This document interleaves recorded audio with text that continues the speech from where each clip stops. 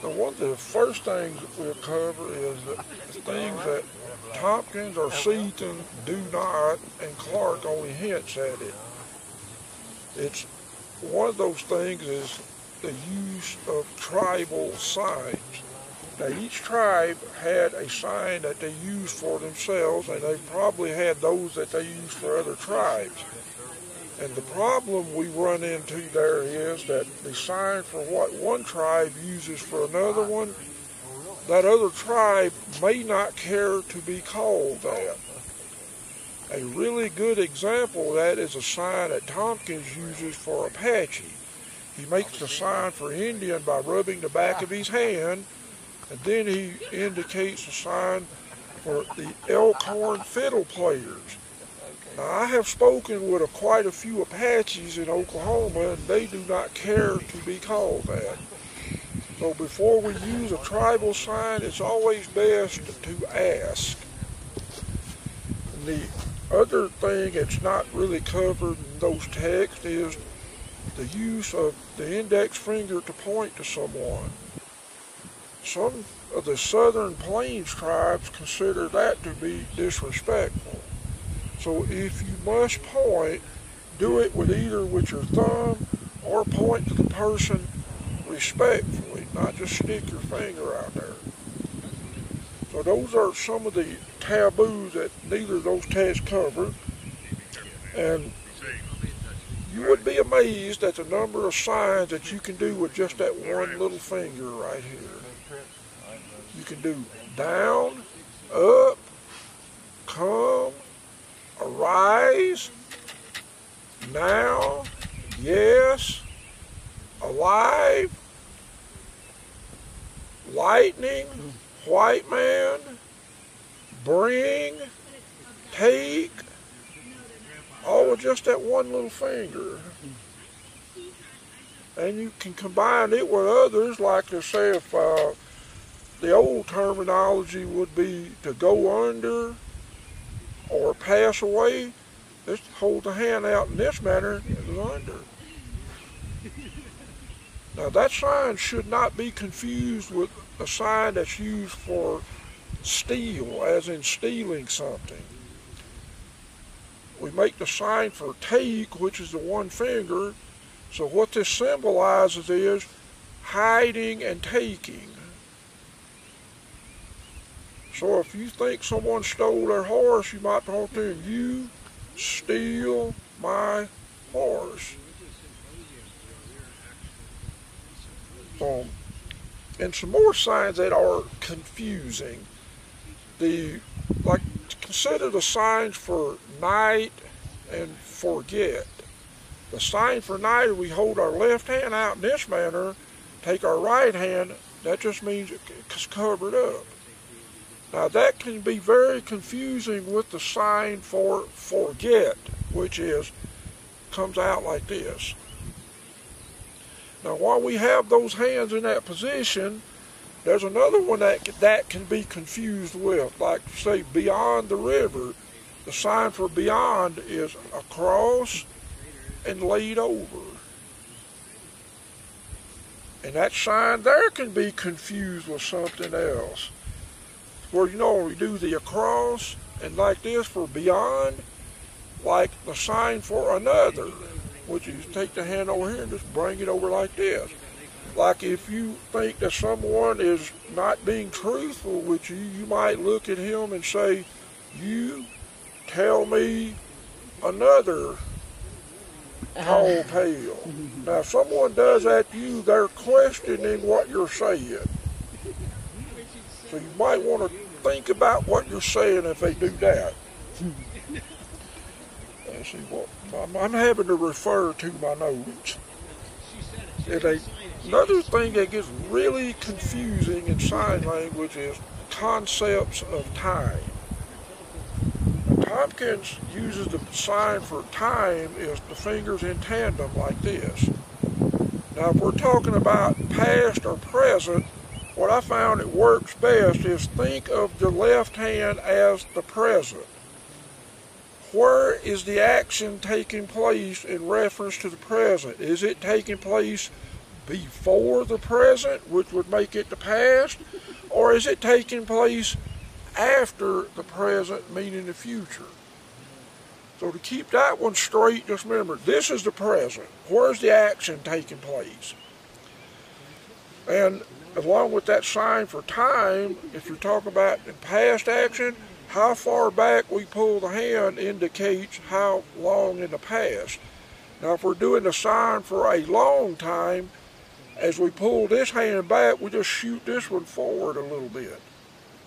Like if someone says, like if someone walks up and you go like, I see you, know, means I haven't seen you in a long time. And the times of day are told by the position of the sun in the sky. We start with the basic position for day, which is hold our hands off to the left like this, open them up, that's basic sign for day. Now whatever time of day we're talking about, that's indicated by the sign for sun. Like we do the day sign and hold the sun right there, that means morning. Noon, afternoon, and evening. Because the Indians didn't have watches, they probably would have been a decoration if they had. So it's done by the position of the sun. Now there's 3 other signs you can get just by adding one sign to that day sign. Say morning. Open the hand up right here. Now if we did that sign and added the sign to eat to it, we know we're talking about breakfast. Same thing for noon. Now the evening meal, that can be tricky depending on how we refer to the noon meal versus the evening meal. Like if someone said went like this and held up here at noon and went like this, oh, you're talking about lunch. Okay, say if they went over here and went like this, and someone said, you're talking about dinner, another person says, no man, I do that at lunchtime. So we got to get that dinner versus supper thing straight. And see what else we got here. And of course, like today could be like, you could say either day and now, or you could just say now. Now yesterday would be the night laid over. Now if we're talking about tomorrow, you make the sign for night and sunrise. So we got the night's gonna come and then the sunrise is gonna come. Now, I'm not sure that the Native Americans of the 1830s would have been aware of things like days of the week, but there's one manner in which some of them do refer to that. They refer to Sunday as the medicine day.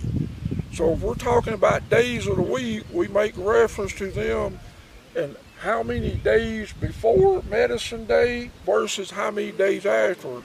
Like today is Thursday. So that would be, you could say like today is 3 days before medicine day. Not that that would have meant much to a Native American of the time. And there's one little presentation I do at the museum there in Lawton. To start out with simple sentences and we add or switch words to them.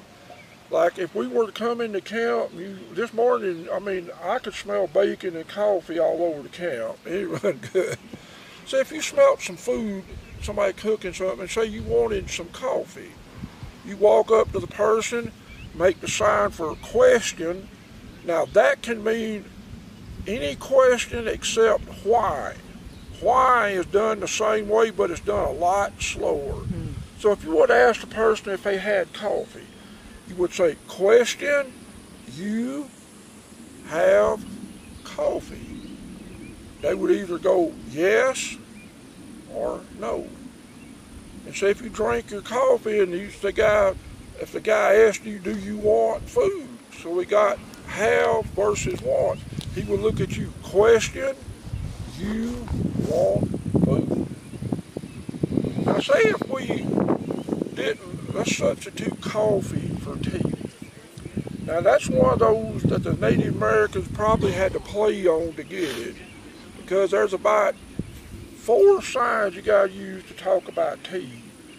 You make the sign for tree, leaf, drink, and good. Because I'm guessing by that combination of signs that the Native Americans were not too familiar with tea. And in fact, the sign that Tompkins uses for coffee, the grinder, what I've learned there is that a lot of the Native Americans, before they had coffee grinders, they would make the sign for coffee as the black medicine, meaning indicate color, point to something black, and then make the sign for medicine. What else we got here? Now, we're talking about trading. Money meant nothing to a Native American in the 1830s. So to them, everything was trading. Say if one guy had a bunch of horses, one guy had a bunch of mules. The horse guy might walk up to the mule guy and say, question, you won't trade 1 mule for 1 horse. Now, being a pretty serious mule person, the other guy, myself included, other guy might go, no. He might look at him and say, you want 1 mule, you give me 2 horses. And that's how they would trade things like that. And even when they were trading their furs, like the animals, they would trade, say like beaver, which is this sign, and they have many other signs for different animals. Of course, buffalo, I think deer is this, elk is do this and move the hands. Of course, antelope are spread out this way. That's how they would talk about the animals. They wouldn't say like furs or hide. They'd say like, I have 3 beavers.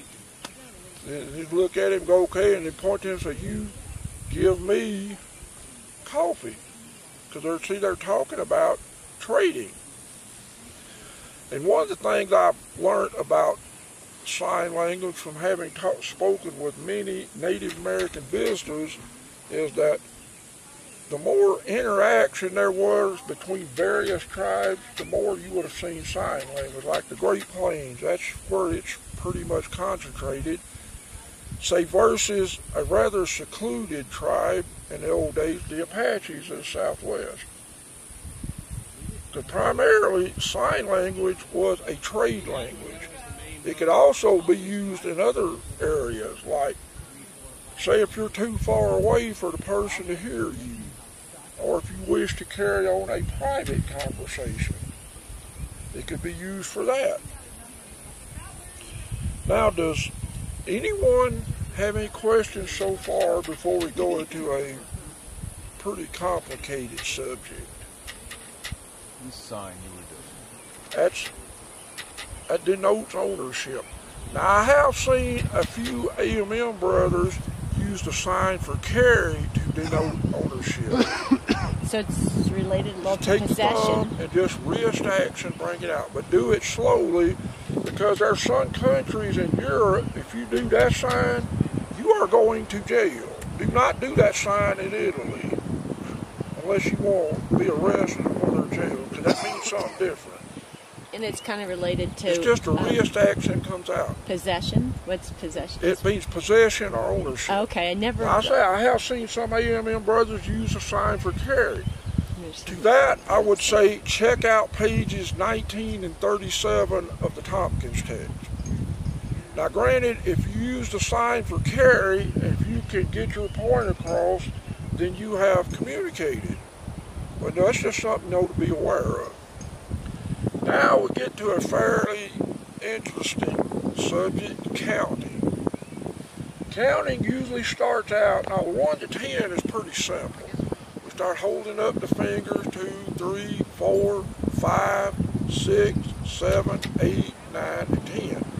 Now from that point, it gets interesting. So if we're talking like a 2-digit number, we have to first indicate that we are talking in tens by. That's means I'm counting in tens. Now from that point, I see many versions of what to do. Indicate that we're counting in tens.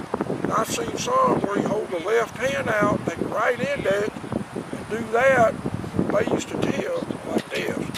And I have seen some, when you indicate you're counting in tens, you tap the fingers and they stay down. And once you get to 60, just do the same thing with the left hand.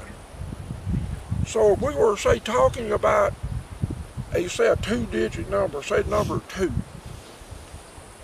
Now if we were talking about the number 22, we would start with, say, I'm counting in tens, 20, and then 2. You notice between when I went from tens to single-digit numbers, like tens, 1, 2, I made a slight pause before I went, because that's not mentioned in the books, but that kind of keeps things clear. So, okay, what all was he saying? Now, say if we're talking about a 3-digit number, like 222, we'd have to indicate that we're counting in hundreds by holding this up, and just wave it off to our left a little bit. That means we're counting in hundreds. 1, 2, 200. I'm counting in tens. 20. I found that putting that slight pause in there, okay, it gives the person time to, okay, he's counting in hundreds, he's counting in tens, now he's counting in single. And it can get pretty interesting that way. So any questions on counting? 100, you could either, like, I'm counting in tens, wave it off to the left, and you could, like, means I'm counting in hundreds. Now, I'm not sure if they have one for thousands, but I guess they probably do, but I'm not familiar with it. Now, if we camp names are another subject. Does anyone have an interesting camp name? Now, some of them we can sign, some of them we cannot. But most time, you know, what I learned, that getting a camp name can also include something that we do that might be considered dumb. Like I said, like that guy I came from Oklahoma with, Tim Poteet, his camp name is 3 Winds. Don't ask him how he got that. We make the sign for 3 and then winds, but you can draw your own conclusions. If you ask him, make sure you're not in an enclosed structure. How about iron nose? Iron nose? That's Missouri Jack. Iron, you would point to, or you make the sign for something that's hard, point to something that's metal, and then you indicate the nose. Willie misfire. Talking about, as in reference to a weapon? Yeah, Willie misfire. You might could say for misfire, you might could say, like, point him like his rifle, and then shoot, like that. Now, if we're talking about a name, say that we don't have signs for it. Now, this problem we have a lot. We have like International Boy Scout Jamboree. And the way they overcome that is they ask the person what their name is, which is question, you, called, and then make the sign for right. I mean, like, what is your name? Write it down. Because the Indians wouldn't know how to sign names like, say, Joe Smith or somebody like that.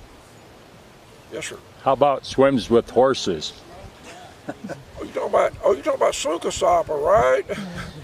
You can say man for water swims with horses. So are there any questions on that one?